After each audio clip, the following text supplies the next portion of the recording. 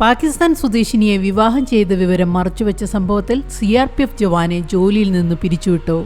CRPFന്റെ 41 ബറ്റാലിയനിലെ ഉദ്യോഗസ്ഥനായ മുനീർ അഹമ്മദിനെതിരെയാണ് നടപടി. ജമ്മുവിലെ ഗെരോത്തോ സ്വദേശിയായ മുനീർ അഹമ്മദ് 2017 CRPFൽ ജോലിയിൽ പ്രവേശിച്ചത്. ജമ്മു സ്വദേശിയായ മുനീറിന്റെ ഭാര്യ തന്നെ പാകിസ്ഥാനിലേക്ക് മടക്കി അയക്കരുത് എന്നാവശ്യപ്പെട്ട് കോടതിയെ സമീപിച്ചതോടെയാണ് വിവാഹ വിവരം പുറത്തറിഞ്ഞത്. പിന്നാലെയാണ് CRPF നടപടി സ്വീകരിച്ചത്. 2024 മെയ് 24 പാകിസ്ഥാൻ പഞ്ചാബ് പ്രവിശ്യയിലെ മിനാൽ ഖാനെ മുനീർ വിവാഹം കഴിച്ചത്. മിനാൽ ഖാൻ യഥാർത്ഥത്തിൽ മുനീറിന്റെ മാമന്റെ മകളാണ്.